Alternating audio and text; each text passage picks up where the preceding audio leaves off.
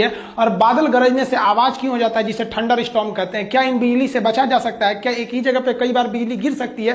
क्या इसे हम स्टोर कर सकते हैं? तो समझिए, देखिए बिजली में सबसे पहला एक चीज आता है कि इसमें हमको साउंड बाद में सुनाई देता है, आवाज पहले दिख जाती है। तो इसका तो नॉर्मल रीजन है, आवाज की जो गति होती है वो बहुत धीमी होती है, इसलिए आवाज बाद में आता है। तो स्पीड तेज होने की वजह से लाइट पहले आ जाता है और साउंड बाद में आती है। गर्मी में पानी जो होता है भाप बनकर ऊपर उठ जाता है, और भाप बनकर जब ऊपर उठता है तो ऊंचाई पर जाने पर, प्रत्येक 165 मीटर की ऊंचाई पर जाने पर टेम्परेचर में 1 डिग्री सेल्सियस की कमी आ जाती है। ये कमी क्यों आती है आपको ज्योग्राफी में बताएंगे। और ये जब ऊपर जाते हैं तो ये बर्फ के छोटे छोटे टुकड़े का रूप ले लेते हैं, जिसमें आप लोग कई बार देखते होंगे आसमान से बर्फ गिरता है। यही बर्फ जो होते हैं हवा के कारण आपस में टकराने लगते हैं, और टकराने से घर्षण उत्पन्न हो जाता है, और घर्षण के कारण स्टैटिक करंट उत्पन्न हो जाता है। और यह करंट का जो पॉजिटिव चार्ज होता है वो ऊपर चला जाता है, और निगेटिव चार्ज जो जाता है वो नीचे आ जाता है।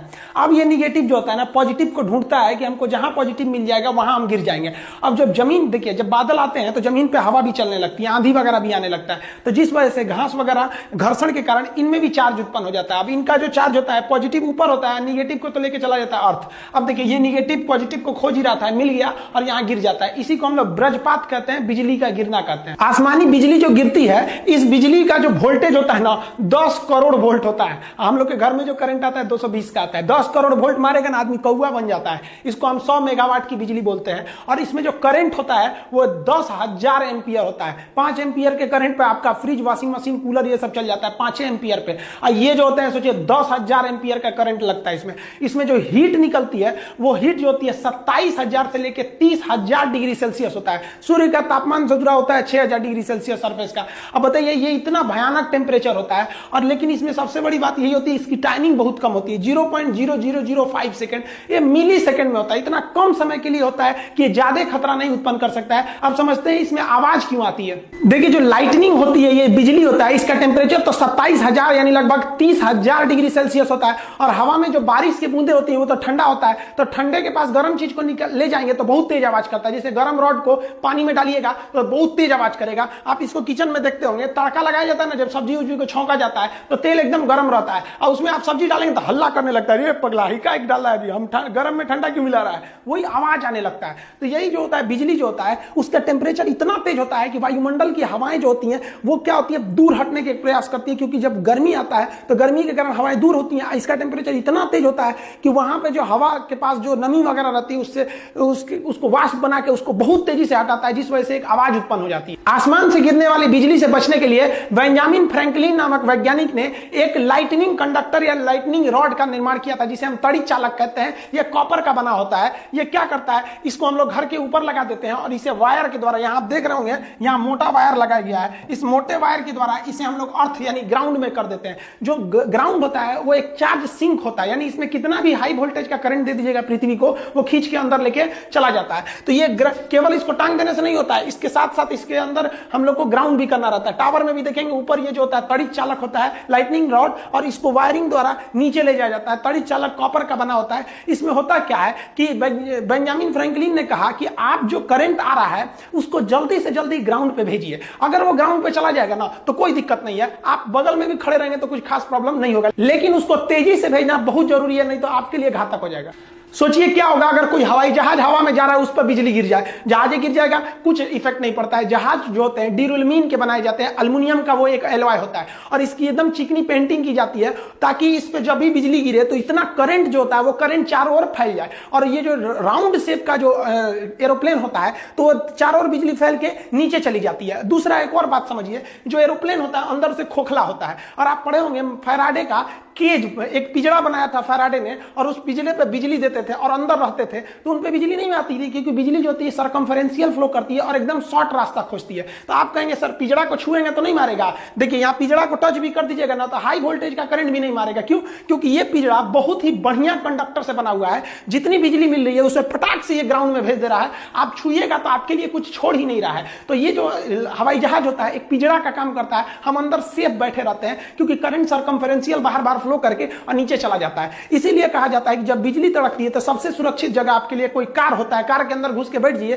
कार वही फैराडे के पिंजरे के समान काम करता है। जब भी बिजली गिरती है तो वो जल्दी से जल्दी किसी कंडक्टर को खोजती है। यहां आपको कुछ सावधानियां बरतने की जरूरत है। हम बता देते हैं कहां कहां ज्यादा बिजली गिरने की संभावना होती है। जैसे बिजली तड़कता है तो आपका मोबाइल जो होता है टावर से कनेक्ट रहता है, इसलिए बिजली मोबाइल की ओर तेजी से भागता है। देख रहे हैं इसे बतिया रही है, पता नहीं कहां खूब मन से बतिया रही है, यह है ना, अभी थी हो जाएगी, जैसे बिजली गिरेगा थी।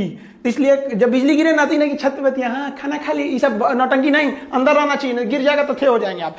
पेड़ वगैरह के पास भी बिजली ज्यादा गिरती है। अब लोग कहते हैं दुधारू पेड़ के पास बिजली ज्यादा गिरती है। देखिए दुधारू पेड़ जिसमें दूध वगैरह होता है, जैसे बरगद को ऐसे मारिए तो हल्का हल्का दूध निकलने लगता है उसमें लिक्विड, तो दुधारू पेड़ से मतलब नहीं है। देखिए दुधारू पेड़ जो होते हैं उसमें ज्यादा भीगा होता है, वो जो भीगा वो ज्यादा होता है, इसलिए वो ग्राउंड से ज्यादा जुड़े रहते हैं। अब जो बिजली आ रही है वो ग्राउंड पे जाना चाहती है, उससे पहले ही आपको 20 फीट ऊपर पेड़ मिल जाएगा, कहेगा इधर से चलो ना। इसलिए बिजली गिरते समय या बारिश के समय पेड़ के नीचे नहीं रहना जाता है। जब बिजली तड़क रही होती है तो इस पर गिरने की संभावना ज्यादा रहती है। खाली मैदान में बिजली बहुत तेजी से गिरता है, इसलिए खाली मैदान में भागना नहीं चाहिए, वरना भागेंगे तो आप ही के ऊपर गिर जाएगा। खाली मैदान पे बैठ जाना चाहिए, उसको हम समझाएंगे। खाली मैदान पे भी गिरता है, खिड़की वगैरह पे मत झांकने लगिएगा, ऐसे लोहा का रेलिंग पकड़ के बहुत अच्छा बिजली तड़क रहा है, गिर जाएगा, इसी पे चल जाएंगे आप। यहाँ पे जो बिजली होती है वो तालाब के पास ज्यादा गिरती है, इसलिए बिजली के समय तालाब समुद्र के किनारे नहीं जाना चाहिए, क्योंकि वहां की बिजली गिरेगी तो ग्राउंड लेते हुए आपको भी चली आएगी वहां पर। ये टावर से हमेशा दूर रहिएगा। हालांकि टावर के ऊपर तड़ी चालक लगे रहते हैं, लेकिन उसके पास में भी उसका असर ज्यादा रहता है, वो इतना हाई वोल्टेज रहता है कि थोड़ा सा भी आपकी जान ले सकता है।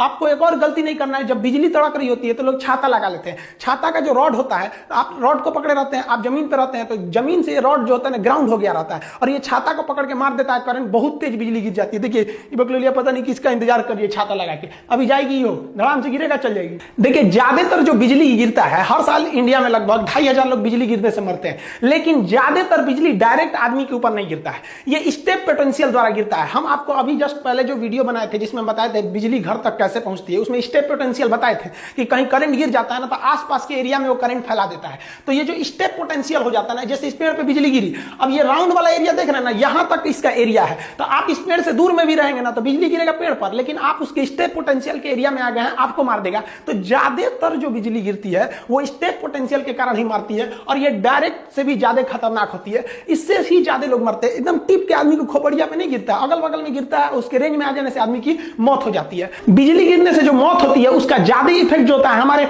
नर्वस सिस्टम ब्रेन पे पड़ता है, और हार्ट और लंग्स पे ज्यादा असर पड़ता है, ये एकदम सीज कर जाते हैं और इसका धड़कना रुक जाता है, जिस वजह से व्यक्ति की मौत हो जाती है। अब कहते हैं लोग कि मेल जो होते हैं पुरुष का साइन ऐसे होता है, मेल पे 80% बिजली गिरती है और फीमेल पर 20% गिरता है। आप कहेंगे ये चोरी कैसे बच जाती है सब, देखिए बचती नहीं है, ये तो अंदर रहती है सब, जब से पैदा होती है लड़की सब, तो वो तो लॉकडाउन उन सब के लिए पैदाइशी लॉकडाउन है। लड़का बाहर और घूमते रहता है, मरते रहता है, कभी एक्सीडेंट से मरेगा, कचरा के मरेगा, कभी पतंग लूटने में मरेगा, सब नौटंकी लड़कों के भरोसे है, तो मरेगा कौन? लड़की। देखिए ऐसा नहीं है कि बिजली का झटका जो लगेगा तो 100% मरिए जाएंगे, बहुत से लोग बिजली के झटके से बच जाते हैं। बिजली का झटका जब लगता है तो उससे एक आपके शरीर पर एक दाग बन जाता है, जिसे हम कहते हैं लिचेनबर्ग। ये जो दाग होता है ये पेड़ के जड़ के समान हो जाता है। आप देखिए इस तरह से दाग बन जाता है, टैटू टाइप का बन जाएगा, जहां लगेगा बहुत खतरनाक हो जाएगा। तो ये बहुत कम शॉट लगा है, या फिर ये कह सकते हैं कि बिजली का मेन हिस्सा दूर गिरा है, ये केवल उसके चपेट में आ जाने से इस तरह के दाग बन जाते हैं। कुछ लोग कहते हैं कि जहां एक बार बिजली गिर जाती है वहां दोबारा नहीं गिरती है, गलत बात है।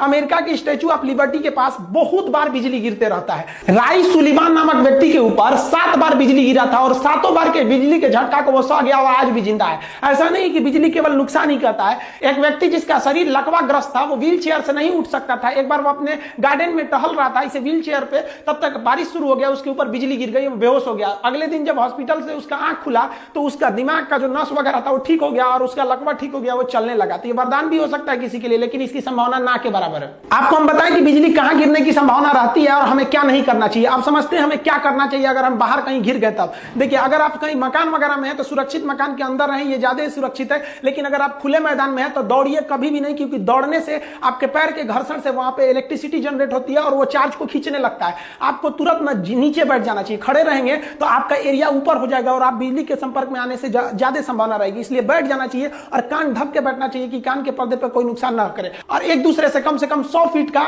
गैप बनाकर बैठना चाहिए, क्योंकि एक पास बैठने से वहां पर चार्ज को खींचने की संभावना बढ़ जाती है, क्योंकि हर एक व्यक्ति जो होता है वो अपने आप में एक कंडक्टर होता है, इलेक्ट्रिसिटी को ले जा सकता है। इसलिए एक पास बैठिएगा तो बिजली आके गिर सकता है, दूरी दूरी पर बैठना चाहिए।